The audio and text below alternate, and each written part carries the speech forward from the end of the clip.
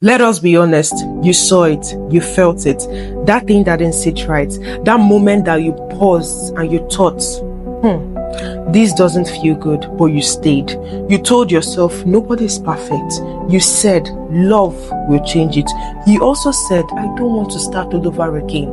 But deep down, you knew that was a red flag and you ignored it.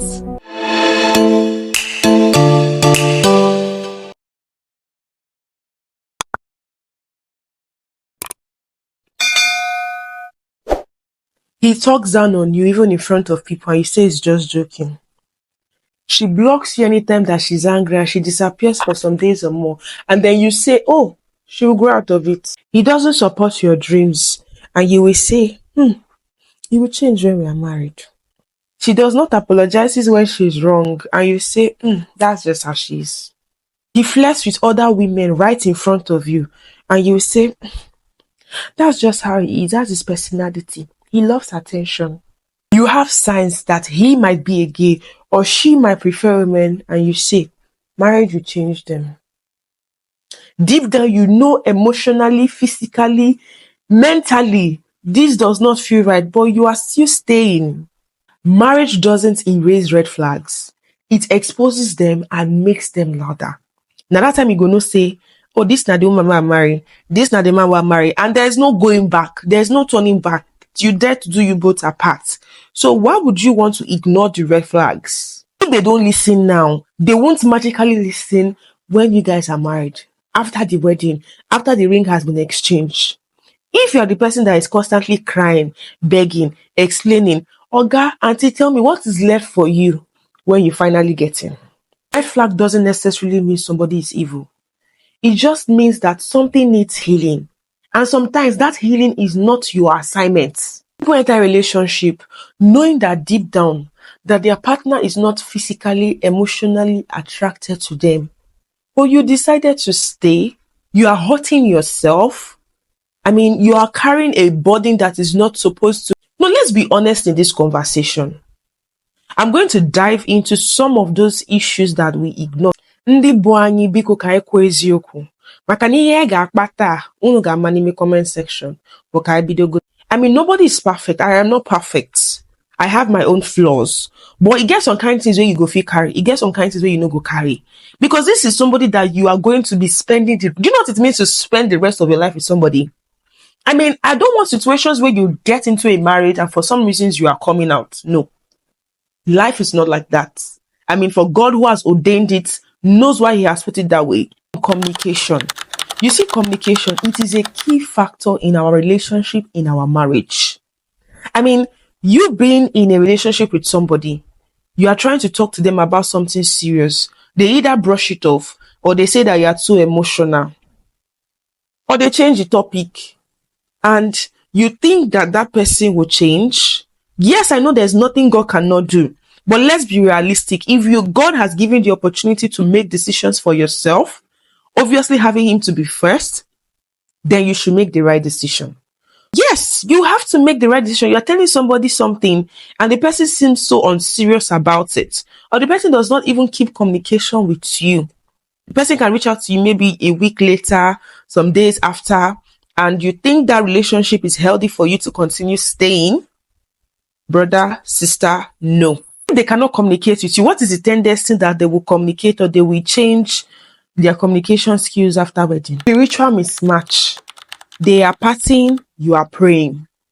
You want God to be at the center. They say that, oh, I will join you later.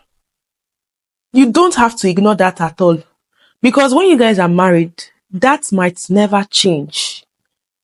It will never change. So if you are somebody that you are spiritual and you want God to be the center of everything that you do, then match with the energy that matches your energy. Don't go and carry wahala for yourself and say, okay, it is my mission to change this person. God can use anybody to change anybody. But if he has not prepared you for that assignment, don't take it. They never say sorry. They hurt you, you cry. They act like nothing ever happened. You raise an issue of something you don't like. They end up making you feel guilty for bringing it up. If they cannot take your responsibility now, you will spend the whole marriage explaining your pain to someone that doesn't believe he or she caused it. You see this group of people that don't know how to say sorry when they are wrong. It only takes the grace of God to bring out that part of them to begin to say sorry. But like I said already, if you're not given an assignment, do not take it.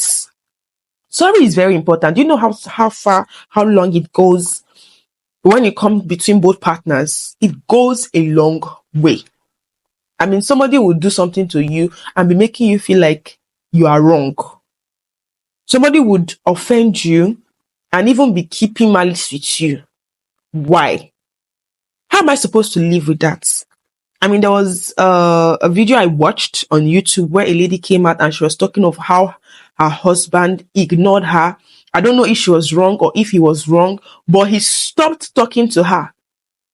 She was pregnant though. Now tell me, how can she handle that situation mentally? How? Ignored her totally. No communication, nothing. You wake up, I wake up, on your bonagabo where? How are we going to do it? No financial direction. Ego. Money. No direction. Cruise. Nonia. Partying. Nonia. Vibes. Nonia. No goal. No savings. Marriage doesn't suddenly create discipline. You will become the one carrying the load. Financially, emotionally, and physically. When it comes to this particular point, you have to be with somebody that is in line with you. If not, you'll be the one to carry it yourself. Disrespect in small ways.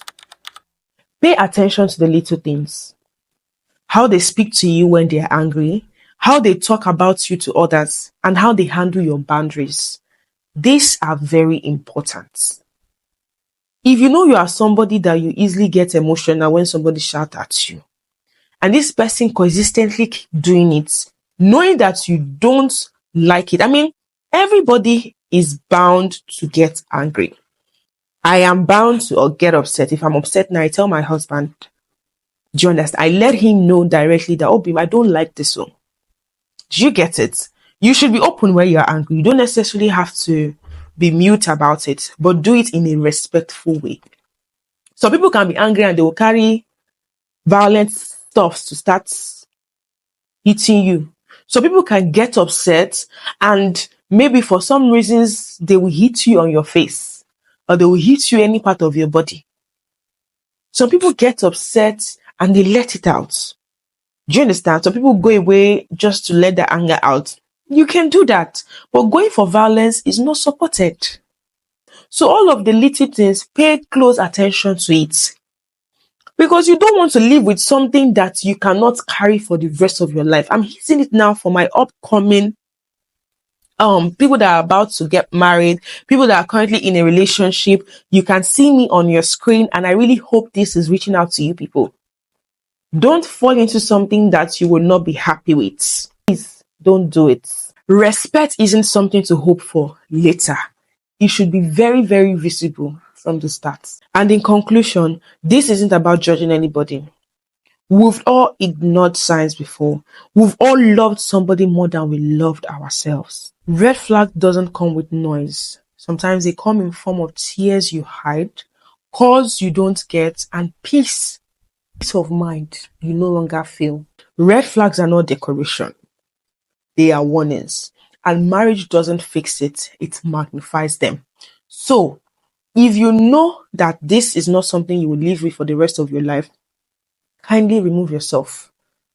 Marriage does not change anything.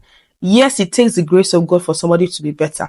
But if God has not given you that assignment, like I said, and I'm still saying again, do not accept it. Love is powerful, yes. But love without peace, respect, growth, and most importantly, God, that is a beautiful disaster waiting to happen.